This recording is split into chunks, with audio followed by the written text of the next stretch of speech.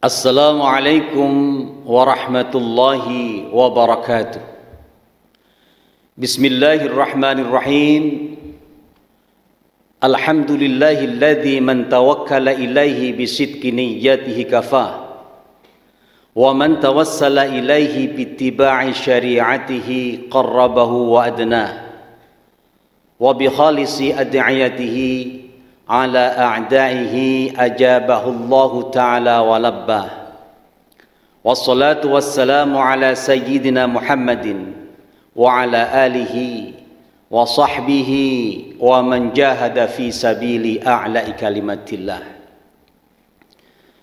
Sahabat MUI TV yang dirahmati Allah, ada 7 golongan yang akan mendapatkan perlindungan dari Allah Subhanahu wa Ta'ala di hari pembalasan nanti, yang pada hari itu tidak ada perlindungan kecuali dari Allah Subhanahu wa Ta'ala. Baginda Rasulullah sallallahu alaihi wasallam dalam hadisnya menyatakan, An Abi Hurairah radhiyallahu anhu qala Rasulullah sallallahu alaihi wasallam, sab'atun yudhilluhumullahu fi dhillihi yawma la dhilla illa dhilluh, imamun adilun, wa syabun nasha'a fi ibadatillah, wa rajulun qalbuhu mu'allaqun bil masajid, wa rajulani tahabba fillah ijtama alaih wa tafarraqa alaih, wa rajulun da'athum ra'atu dhata mansibin wa jamalin faqala inni akhafullah, wa rajulun tasaddaqa bi sadaqatin fa akhfaha hatta la ta'lama shimaluhu ma tunfiqu yaminuhu, wa rajulun dzakarallahu khaliyan fafadat ainahu, rawahu Bukhari wa Muslim. Baginda Rasulullah sallallahu alaihi wasallam bersabda, ada 7 golongan yang akan mendapatkan perlindungan dari Allah, yang pada hari itu tidak ada perlindungan kecuali dari Allah Subhanahu wa Ta'ala, yakni pada hari pembalasan. Siapa 7 golongan itu? Pertama, imamun adilun, seorang pemimpin yang adil. Emang tidak mudah menjadi pemimpin yang adil, itu tidak mudah. Akan tetapi balasannya dari Allah Subhanahu wa Ta'ala akan selalu mendapatkan perlindungan. Kullukum ra'in wa kullu ra'in mas'ulun an ra'iyatihi. Setiap kalian adalah pemimpin, dan setiap pemimpin akan dimintai pertanggungjawabannya. Jadi pertanggungjawaban seorang pemimpin tidak hanya di dunia, akan tetapi di akhirat juga akan dimintai pertanggungjawabannya. Dan pemimpin yang adil insya Allah akan mendapatkan perlindungan dari Allah Subhanahu wa Ta'ala. Itu yang pertama. Yang kedua,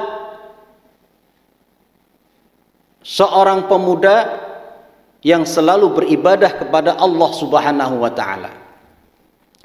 Kita sering mendengar di masyarakat, seorang pemuda itu biasanya senang hura-hura, senang bertamasya, senang jalan-jalan yang tidak bermanfaat. Akan tetapi ini ada sekelompok pemuda, ada seorang pemuda yang selalu berupaya untuk beribadah kepada Allah. Seorang pemuda yang rajin ibadah, seorang pemuda yang rajin menuntut ilmu untuk bekal dunia dan akhirat. Itulah yang insya Allah akan mendapatkan bimbingan dan perlindungan dari Allah Subhanahu wa Ta'ala. Yang ketiga, wa rajulun qalbuhu mu'allaqun bil masajid. Seseorang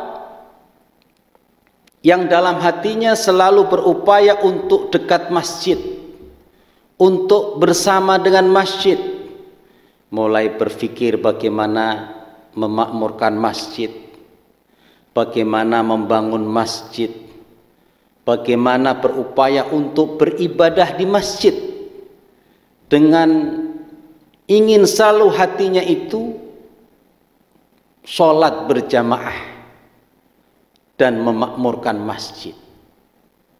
Wa rajulun qalbuhu mu'allaqun bil masajid. Yang selanjutnya yaitu yang akan mendapatkan perlindungan dari Allah Subhanahu wa taala di hari pembalasan, yaitu ada dua orang pemuda yang bersahabat karena Allah, baik ketika berkumpul bareng maupun ketika berpisah, karena Allah bukan karena yang lain. Kita kan terkadang mendengar ada seseorang berupaya untuk dekat bersahabat, tapi bukan karena Allah, mungkin karena kekayaannya, mungkin karena jabatannya, mungkin karena kedudukannya, tiba-tiba konflik, tiba-tiba berpisah karena masalah. Nah, ini tidak, berkumpul bersahabat karena Allah, lillahi ta'ala. Kalaupun pada akhirnya berpisah karena suatu keadaan, juga karena Allah Subhanahu wa ta'ala. Wa rajulani tahabba fillah ijtama' alaih wa tafarraqa alaih. Sahabat MUI TV yang dirahmati Allah Subhanahu wa ta'ala, golongan selanjutnya yaitu ada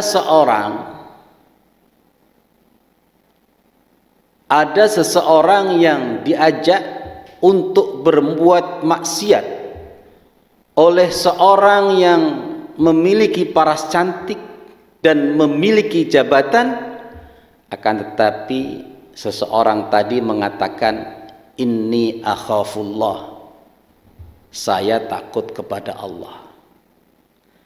Orang tadi meskipun digoda tetap imannya kuat, tidak mengikuti hawa nafsunya, tidak mengikuti godaan yang datang kepada dirinya karena takut kepada Allah Subhanahu wa ta'ala. Nah, ini orang yang akan mendapatkan perlindungan dari Allah Subhanahu wa ta'ala. Yang golongan keenam yaitu warajulun tasaddaqa bisadaqatin, seseorang yang bersedekah fa'akhfaha, ikhlas kepada Allah ketika infak, ketika bersedekah karena Allah, merahasiakannya.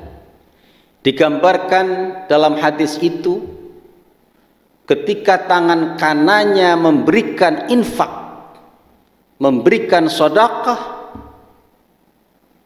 la ta'lama shimalu, tangan kirinya tidak tahu, saking ikhlasnya kepada Allah ketika berinfak. Sahabat MUI TV yang dirahmati Allah, golongan yang ketujuh yang akan mendapatkan perlindungan dari Allah Subhanahu wa ta'ala yaitu warajulun dzakarallahu khalian fafadat ainahu, seseorang yang di tengah malam yang sepi, sepertiga malam, dia khusyuk, khudu', zikir kepada Allah, mengingat akan kesalahan-kesalahannya, kemudian berupaya untuk meningkatkan ibadah kepada Allah dan bertobat. Fafadat ainahu, sampai mengeluarkan air mata karena kesedihannya, karena merasa sadar dirinya banyak dosa dan dia tobat. Fafadat ainahu, maka mengeluarkan air matanya. Dan pada malam itu juga dia berusaha untuk meningkatkan ibadah dengan tadarus Al-Quran, zikir kepada Allah, dan tahajud, yaitu melaksanakan sholat sunat tahajud yang dianjurkan oleh Allah Subhanahu wa ta'ala. Wa minal laili fatahajjad bihi nafilatan laka asa ayyab'athaka rabbuka maqaman mahmuda. Dengan zikir kepada Allah, dengan meningkatkan ibadah kepada Allah, dengan menjalankan sholat tahajud secara istiqamah, Allah menjanjikan akan diberikan tempat yang terpuji. Sahabat MUI yang dirahmati Allah, itulah 7 golongan yang akan mendapatkan perlindungan dari Allah di hari pembalasan nanti.